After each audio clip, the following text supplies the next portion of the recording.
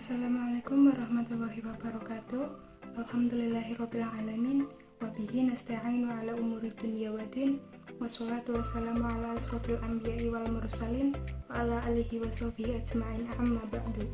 Pertama-tama marilah kita panjatkan puji syukur kehadirat Allah Subhanahu wa Ta'ala yang telah melimpahkan rahmat serta hidayahnya kepada kita semua. Tak lupa pula sholawat serta salam semoga senantiasa tercurahkan kepada baginda Nabi Muhammad SAW yang kita nantikan syafaatnya di yaumil akhir nanti. Kami dari kelompok 3 yang beranggotakan Bahlian Pradianingrum dengan NIM 2012 21120, Dewi Anjaswati dengan NIM 2012 21126, Anggita Wahyu Saputri Ningsih dengan NIM 2012 21130, Iswatul Muna Al-Walidah dengan NIM 2012 21139, Widya Astuti dengan NIM 2012 21142, Selvira Yohana Juandi dengan NIM 2012 21143, Hesti Setianingsih dengan NIM 2012 21144 akan mempresentasikan tentang disabilitas dalam teks. Difabilitas dalam Al-Quran. Difabel relatif baru bagi publik Indonesia, apalagi bagi publik Islam. Di dalam Al-Quran, surat Ali Imran ayat 49 dan surat Al-Maidah ayat 110 yang menjelaskan tentang mukjizat Nabi Isa alaihissalam, yakni dapat menyembuhkan orang buta sejak lahir dan orang yang menderita penyakit kusta. Ini berarti orang difabel sudah ada sejak lama. Ada dua kemungkinan mengapa persoalan difabel tenggelam dalam sejarah dan menjadi wilayah alam mufaqarah fihi atau hal yang tak terpikirkan. Pertama, Islam memandang netral mengenai persoalan difabel, bahwa kondisi difabel bukan anugerah dan apalagi kutukan Tuhan, karena Islam lebih menekankan pengembangan karakter dan amal soleh daripada melihat persoalan fisik seseorang. Kedua, ada yang menyatakan bahwa minimnya kajian mengenai difabel dalam hasanah pemikiran Islam klasik adalah karena minimnya pemikiran Islam klasik dalam kalangan difabel akibat ketiadaan kajian, apalagi perspektif difabel ini mudah ditebak, yaitu adanya generalisasi dalam menyediakan kebutuhan dan fasilitas atau sarana bagi manusia. Di Indonesia sendiri, jumlah kaum difabel menurut data WHO berjumlah 20 juta jiwa yang terdiri dari tunanetra, tunawicara, tunarungu, lumpuh, dan jenis-jenis kecacatan lainnya. Baru memiliki undang-undang tentang penyandang cacat pada tahun 1997, yaitu pada UU nomor 4 tahun 1997. Sementara itu masyarakat dunia melalui UNESCO baru mendeklarasikan perhatian terhadap pendidikan kaum difabel pada tahun 1994 yang dikenal dengan deklarasi Salamanca Spanyol. Perkenalkan, nama saya Selvira Yohana Juandi. Saya akan menjelaskan mengenai pengertian difabel. Difabel adalah istilah yang lebih halus untuk menggambarkan suatu kondisi seseorang yang mengalami disabilitas. Difabel mengacu pada keterbatasan peran penyandang disabilitas dalam melakukan aktivitas sehari-harinya. Artinya, seorang difabel bukan berarti tidak mampu. Ia hanya memiliki keterbatasan dalam melakukan aktivitas tertentu. Kaum difabel selalu menjadi sorotan masyarakat sebagai golongan minoritas yang seringkali dikucilkan atau diasingkan dan tidak mendapatkan perhatian penuh dari masyarakatnya sendiri. Hal ini tentu saja tidak sejalan dengan ajaran Islam, karena Al-Quran yang menjadi rujukan setiap umat muslim telah memberikan perhatian penuh terhadap kaum difabel, yaitu tidak membedakan antara satu dengan yang lainnya. Baik seorang dalam keadaan cacat ataupun sempurna, yang dinilai oleh Allah ialah keimanan dan ketakwaannya. Kemampuan seseorang tidak bisa diukur dengan kesempurnaan fisiknya, melainkan banyak faktor lainnya yang turut menentukan. Oleh karena itu, tidak ada pijakan teologis maupun normatif dalam Islam untuk mentolerir kejadian diskriminatif terhadap siapapun maupun penyandang difabel. Selanjutnya, saya Hesti Setianingsih akan menjelaskan tentang manusia dalam Al-Quran dan persoalan disabilitas. Al-Quran bukan saja kitab suci yang diperuntukkan untuk manusia, tapi juga banyak berbicara mengenai manusia. Al-Quran menguraikan tentang manusia, bukan saja dari sudut pandang statusnya, baik secara vertikal maupun horizontal, namun juga dari sisi proses produksi atau penciptaannya dan reproduksinya. Ada 3 kosakata yang sering digunakan Al-Quran untuk menunjuk manusia, yaitu yang pertama, basyar. Manusia disebut basyar karena kulitnya yang tampak tidak tertutup oleh rambut atau bulu. Hal ini berbeda dengan hewan yang kulitnya tertutup oleh rambut atau bulu. Dari makna tersebut, Al-Quran memaknai kata basyar untuk menunjuk manusia sebagai makhluk biologis, baik laki-laki maupun perempuan, tua maupun muda, yang biasa makan, minum, berhubungan seks, beraktivitas di pasar, dan lain-lain.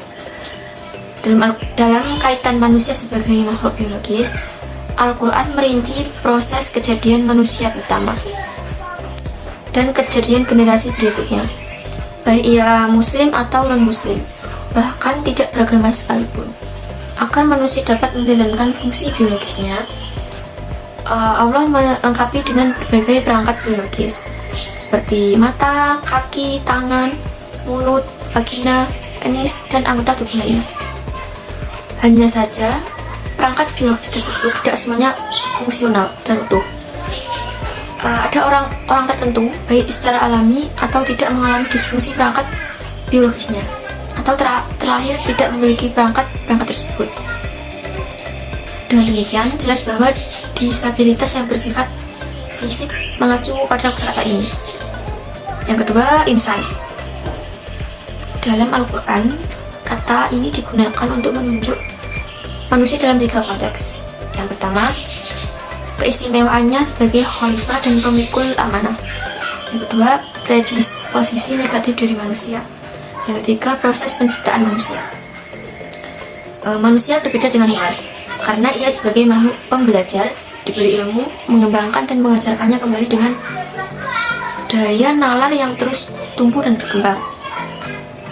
Disabilitas fisik tidak serta-merta membatasi gerak perkembangan, kemajuan, dan prestasi manusia. Sepanjang ia mampu melakukan perenungan, memikirkan, menganalisis, dan mengamati. Amanah Allah yang diberikan kepada semua manusia tanpa memandang difabel atau bukan dengan inisiatif moral insani yang dimilikinya. Manusia dapat menciptakan tatanan dunia dengan baik. Karena itu, hanya manusia yang akan dimintai pertanggungjawabannya, sementara hewan dan tumbuhan tidak. Al-Quran tidak memandang rendah, apalagi hina terhadap mereka yang memiliki disabilitas fisik, tapi justru mengkritik pada orang yang normal secara biologis, namun tidak fungsional. Yang ketiga, Al-Nas. Kata ini menunjuk manusia sebagai makhluk sosial dan karenanya bersifat horizontal. Namun, bukan berarti tidak memiliki relasi yang bersifat vertikal. Manusia memiliki keunggulan akal dan kecerdasan, sehingga memungkinkannya menerima ilmu dan pengetahuan serta memungkinkannya melakukan rekayasa, sehingga ia menguasai dunia dan segala isinya. Manusia dalam pandangan Al-Quran adalah makhluk biologis, sosial, dan psikospiritual. Disabilitas dalam pandangan Al-Quran lebih tepat digunakan untuk hal-hal yang bersifat fisik, sementara cacat atau lebih tepat digunakan untuk hal-hal yang bersifat non-fisik. Karena itu, kesempurnaan manusia tidak bisa dilihat dan diukur dari fisiknya. Fisik bukan hal yang menentukan kesempurnaan seseorang. Selanjutnya adalah disabilitas fisik dan cacat moral. Yang pertama, a'ma atau tunanetra. Dalam Al-Quran, a'ma disebutkan sebanyak 33 kali dalam surah Makkiyah dan 12 kali dalam surah Madaniyah.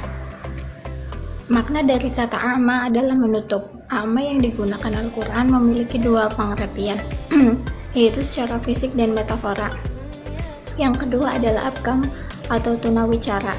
Dalam Al-Quran, kata ini disebut sebanyak 6 kali serta memiliki beberapa konteks, yaitu Sifat orang yang mendustakan ayat-ayat Allah, tidak mau menerima kebenaran, dan tidak mengatakan kalimat yang benar.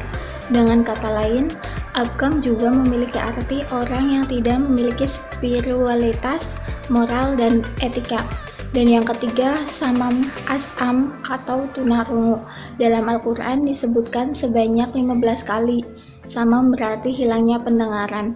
Dari makna ini kemudian digunakan untuk menyifati orang yang tidak memperhatikan dan menerima kebenaran. Orang yang enggan menerima kebenaran diumpamakan Al-Quran sebagai orang yang telah mati. Selanjutnya adalah yang keempat adalah a'raj atau tunadaksa. Kata ini disebutkan sebanyak 10 kali dalam Al-Quran. A'raj artinya pincang, sama seperti orang yang memiliki kebutaan. Orang a'raj pun harus dihargai dan diberi akses yang sama terhadap sumber-sumber ekonomi, pengetahuan, dan lainnya. Yang kelima, sufaha atau tunalaras. Kata tersebut merupakan bentuk jamak dari kata safah yang berarti ringan dan kurang akal. Makna ini kemudian berkembang menjadi bodoh, boros dengan harta, haus, bergerak tidak tertentu, dan jelas arahnya. Al-Quran, kata sufaha memiliki arti dalam beberapa konteks, yaitu orang yang membodohi dirinya, memandang baik terhadap pelanggaran agar diterima lemah akalnya.